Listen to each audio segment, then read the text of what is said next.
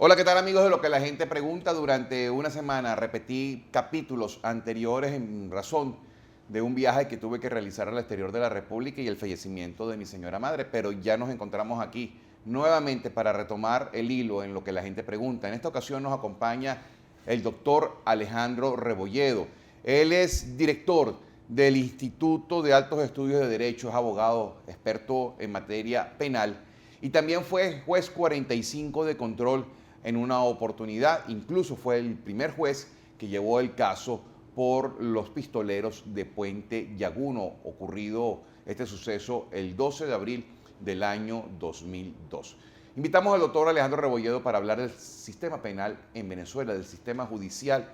Recientemente incluso ha sido destituido el ministro de Interior, Justicia y Paz, Miguel Rodríguez Torres, a propósito del enfrentamiento que se produjo hace unos 15 días en el que falleció un señor de apellido Oderman, José Oderman, integrante de un colectivo, el colectivo 5 de marzo, toda la protesta que generó el reclamo de estos colectivos. Y bueno, también ha significado la modificación del tren directivo del Cuerpo de Investigaciones Científicas Penales y Criminalísticas. ¿Cuáles son las repercusiones? ¿Cómo está la administración del Poder Judicial en Venezuela? De eso vamos a conversar con el doctor Alejandro Rebolledo. Muchísimas gracias, Alejandro, por acompañarnos en Lo que la gente pregunta. ¿Cuál es el estatus? Desde la óptica de un personaje que fue juez, desde la óptica de un personaje que está muy vinculado a la investigación del lavado de dinero, desde la óptica de un personaje que está muy ligado a lo que es la investigación del Cuerpo de Investigaciones Científicas Penales y Criminalísticas, ¿cuál es el estatus de la justicia hoy en día en Venezuela? Gracias, José Vicente. Mira, lamentablemente, chicos, estamos viviendo como esa página negra de la justicia en Venezuela, del sistema de justicia. Porque no se trata nada más de, como tú lo has dicho, del tema judicial, digamos, estricto de los tribunales, ¿no? Sino el tema policial, el tema fiscalía, el gran temor que existe por hacer investigaciones, el gran temor por tener esa justicia selectiva, los aliados de turno, los corruptos tienen aliados de turno, los lavadores de dinero tienen aliados de turno. Digamos que realmente el sistema de justicia sufre una de sus peores momentos. Encontramos como Venezuela está en la ONU en lo que tiene que ver con derechos humanos y no se cumplen decisiones que la misma ONU emite en relación para que se cumplan. Tenemos investigaciones que vemos que son selectivas, decisiones que cuando se toca a algún personero que no debe tocarse no se decide. Los peajes permanentes que existen en todo el sistema. Realmente cuando uno habla con los alumnos en el tema del derecho y sobre todo el derecho penal, uno tiene como un trago amargo de lo que nosotros estudiamos y predicamos lo que debe hacer el tema de la justicia. Pero bueno, nosotros somos los que nos quedamos aquí, como yo digo, yo aspiro, como yo digo, ser el último, el que cierre la puerta, el que apague la luz, y en tal caso sería. Hemos aguantado atentados, denuncias, y aquí estamos dando de la cara permanentemente en Venezuela con nuestras opiniones. Temor a hacer investigaciones. ¿Temor por parte de quién? Bueno, cuando hablamos de una justicia selectiva, cuando no se puede investigar, por ejemplo, mira, José Vicente, cuando nosotros vemos las estadísticas de lo que es el informe anual del Ministerio Público a nivel de corrupción, las estadísticas han bajado en los últimos años, hablando de 2011, 2012, 2013.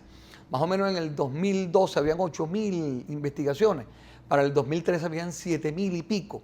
Es decir, que en vez de subir casos de estudios de corrupción, de investigación por corrupción, han venido bajando. Igualmente en materia de legitimación de capitales, si bien es cierto que hay mucho más casos después que se crea la dirección, pero ¿dónde están, digamos, concretamente investigaciones a peces gordos, ¿no? Hay algunas investigaciones puntuales, a uno que otro funcionario, pero ¿dónde están alcaldes, gobernadores, diputados, personas de niveles, cuadros medios y altos que puedan ser investigados y sancionados? Cuando en Estados Unidos se habló de que se le iban a congelar las cuentas y eliminar las visas a unos funcionarios, dije, bueno, eso más bien le hace un favor al Estado venezolano, al gobierno venezolano, porque ¿quién del gobierno venezolano, si tuviera cuentas y tuviera visas allá, pudiera estar ejerciendo una función? Es contra la ideología del gobierno. Más bien le haría un favor al gobierno para decir, bueno, quien está aquí es un traidor, mejor que salga. Yo he dicho que no solo debe congelarse esas cuentas y esos bienes. sino que debe repatriarse esos bienes para Venezuela. Porque es muy fácil, como la multa que se le hace a un banco cuando se le investiga por legitimación de capitales, que simplemente se le multe después de haber lavado grandes cantidades de dinero. Tiene que sancionarse a su directivo e incluso hasta quitarle la licencia. Yo creo que el tema más allá, cuando no se investiga el tema de corrupción, el país siente que no hay una respuesta concreta a las personas que cometen esos ilícitos. Tú ves cómo descaradamente pasan con aquellas camionetas, están en aquellos restaurantes y gastan aquellas cantidades de dinero, tienen aquellas casas impresionantes y nadie hace nada. Bueno, acabamos de ver ahorita lo de un ministro utilizando unos aviones de PDVSA con una niñera y que iba hasta con un arma. Bueno, imagínate tú, peculado de uso y no hay una sanción concreta. Aliados de turno, ¿aliados de quién? ¿En el gobierno? ¿Aliados en la fiscalía? ¿Aliados en el Poder Judicial? Las mafias son organizaciones de poder. Las mafias se manejan como corporaciones. Las mafias se manejan como empresas. O sea, las mafias necesitan tener, como dice Francesco Forgione, que me hizo el prólogo de mi más reciente edición, Prevención y control de legitimación de capitales y del financiamiento del terrorismo, ¿no? Francesco Forgione, él es expresidente de la Comisión Antimafia de Italia. Francesco dice que puede existir una mafia sin política, pero no una política sin mafia. Es decir, cuando la mafia penetra los tentáculos de la justicia, de los militares, de los políticos, logra sus objetivos, logra tener control de la economía, control político. Yo he dicho en Venezuela que en Venezuela gobierna la delincuencia organizada. O sea, Venezuela está gobernada por la mafia. Claro, en Venezuela gobierna la delincuencia organizada. Cuando yo digo eso, no digo que Maduro, el presidente Maduro, es delincuencia organizada. No, sino cuando el presidente da una orden, no se cumple. ¿Por qué no se cumple? Porque las organizaciones de delincuencia organizada están en todos los estratos del poder y hacen lo que ellos deciden. Pero disculpa, Alejandro, cuando el ex magistrado Aponte va fuera del país y pide refugio, asilo en los Estados Unidos, él denuncia una serie de irregularidades, reuniones que se hacían semanales, donde se escogía cómo manejar el Poder Judicial. Y la denuncia era tan grave que prácticamente desde el Poder Ejecutivo, el Judicial, el Fiscal y demás estarían infiltradas por esa mafia. Sin lugar a dudas, mira, indiferentemente que este nefasto personaje como es Eladio Aponte, que yo le calculé en su declaración que le hizo a esta excelente periodista Berioska, más de 25 delitos en el momento en que él declaraba, yo iba anotando cada delito que había cometido, ¿no? Fíjate, en función de eso, José Vicente, Venezuela, cuando hablamos del contrabando, del tema del mercado de las divisas, cuando hablamos de estafas y fraudes, cuando hablamos de droga, todo eso tiene que ver con actividades ilícitas. Cuando dice la legitimación de capitales, dice quien por sí o por interpuesta persona sea propietario o poseedor de bienes, haberes o capitales cuyo origen derive directa o indirectamente de actividades ilícitas. Ese es el delito de legitimación de capitales. Todo, cuando hablábamos nosotros del contrabando, ¿qué nos decían a nosotros? Bueno, ustedes exageran. Bueno, cuando el gobierno decidió actuar contra el contrabando, ¿qué ha conseguido? Organizaciones, mafias, dirigiendo toda esa estructura que no se acaba de la noche a la mañana porque da mucho dinero. Fíjate, igualmente tiene que ver con el tema de la gasolina. Cuando si con $1, el dólar que está en el paralelo más o menos a 100, con esos 100 bolívares tú compraras más o menos 900 litros de gasolina. Si está a $3 en Colombia, con esos $3 tú pudieras igualmente hacer el cálculo cuántos litros pudieras comprar. Te darás cuenta que el negocio es sorprendentemente grande. Ese contrabando, ese tema de la gasolina que es nefasto, que nos está haciendo tanto daño. Esas organizaciones de poder, por eso yo digo, la delincuencia organizada está gobernando. Las mafias, las organizaciones de poder están llevando las riendas. Por más que tú quieras hacerlo, tienes las manos atadas, al menos que decidas cambiar la política. Pero quieres hacerlo porque se presenta un ejemplo. Un enfrentamiento en condiciones dudosas produce la muerte de un señor de nombre José Odrema, integrante de un colectivo. Previo a su muerte, declara ante los medios de comunicación: si a mí me pasa algo, el responsable es el ministro Rodríguez Torres. el hecho es que se va hacia el 6CPC. La orden de captura es contra los integrantes del 6CPC y en definitiva el ministro todopoderoso es destituido. Entonces pareciera que cuando se puso en la balanza el colectivo o la institución, se inclinó hacia el colectivo. Bueno, en el año 98 nosotros hicimos un congreso mundial que se llamó Violencia 98 y uno de los factores producto de violencia era la traslocación de valores. Fíjate, cuando tú debes recordar algunas tantas entrevistas que tuvimos tú y yo, que dijimos, si se va a eliminar la policía metropolitana, tienen que tener mucho cuidado por esto puede convertir en paramilitares.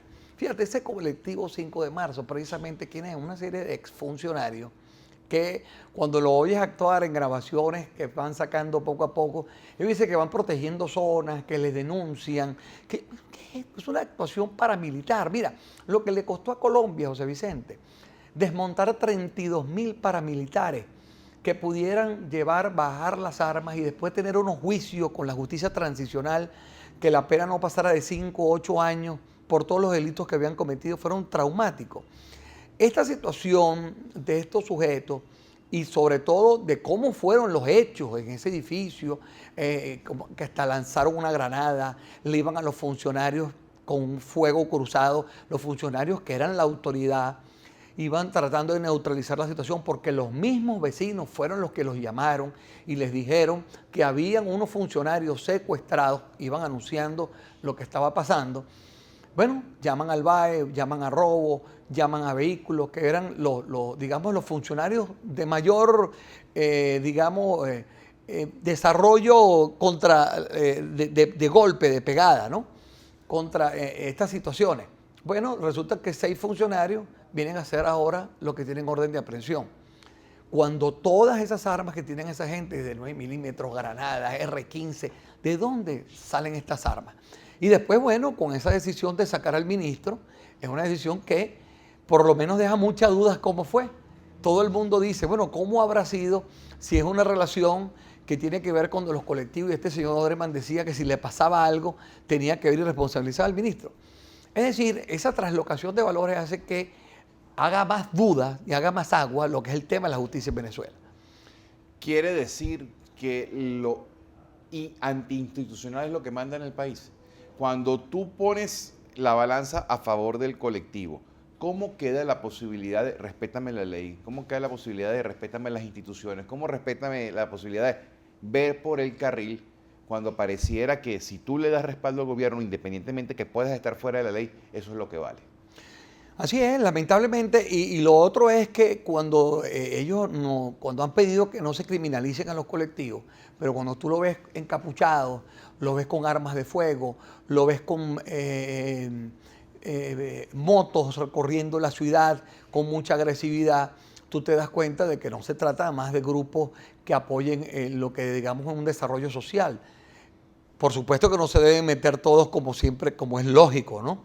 Como es lógico, pero ese grupo daña a lo que puede ser un desarrollo. Yo me acuerdo que nosotros en el Estado de Aragua desarrollábamos todo lo que tenía que ver con las cooperativas, con los microempresarios, y eso en definitiva eran colectivos, pero eran personas o eran grupos que se dedicaban al desarrollo social.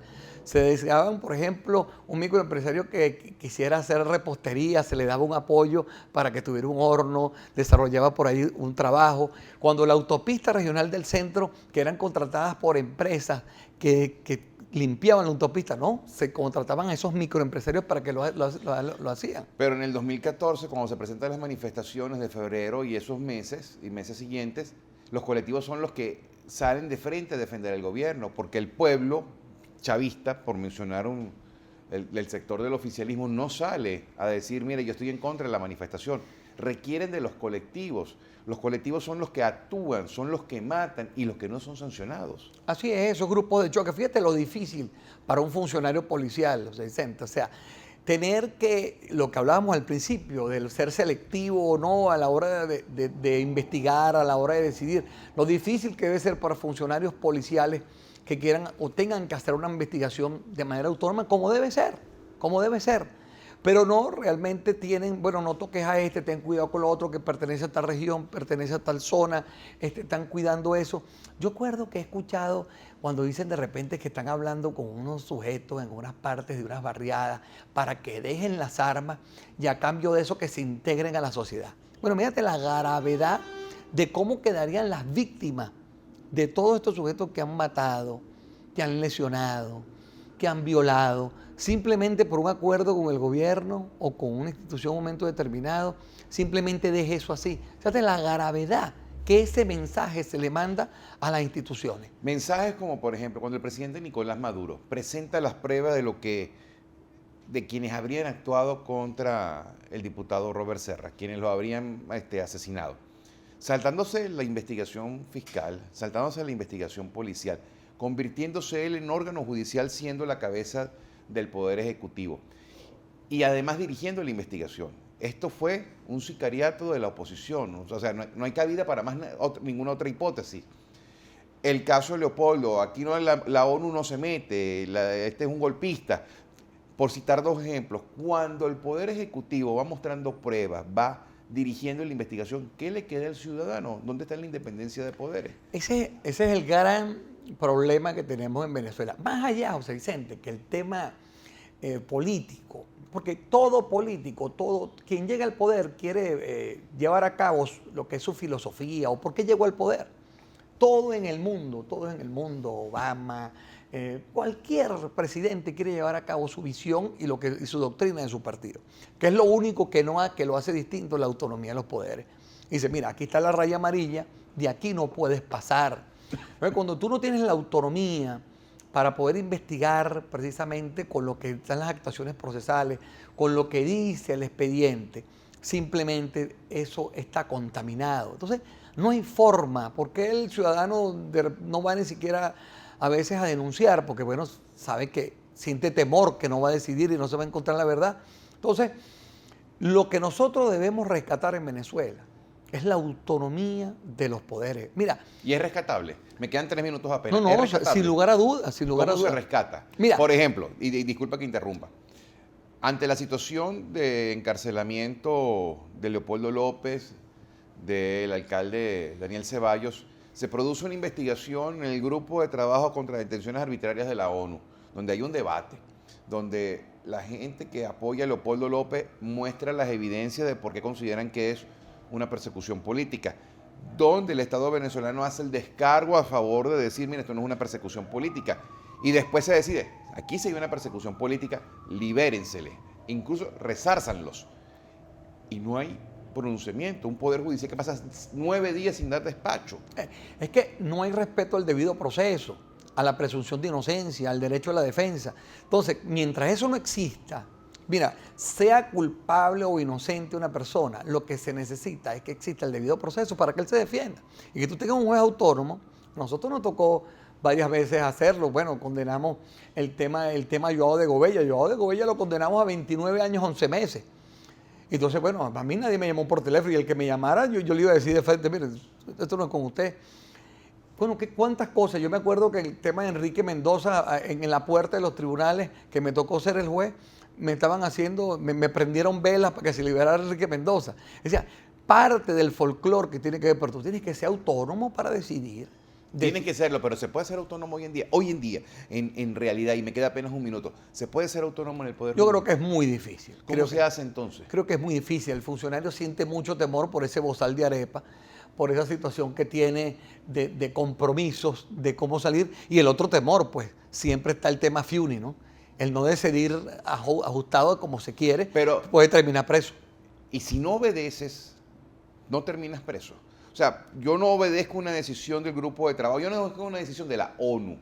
Ahorita estoy protegido, pero genera eso consecuencias no obedecerla. A futuro puedo ir preso. Sin lugar a dudas, sin lugar a dudas. Esos jueces que actúan así, esos fiscales que actúan así, sin lugar a dudas, eso va a tener un latigazo y va a tener unas consecuencias. Cuando usted vaya a ir a algún país de este y no lo dejen entrar, no solo a usted, a su familia, tendrá un problema y unas consecuencias graves. Bueno, como ha pasado, fíjate, este ex juez que llegó a Estados Unidos, que tenía vinculaciones con el tema del narcotráfico, ahí está declarándose y admitiendo los hechos. Policías que no saben que está investigando, todo eso está en una lista permanentemente. Y ahí esas consecuencias van a llegar. Eso viene con el combo, como que dice, el que no le guste que se salga.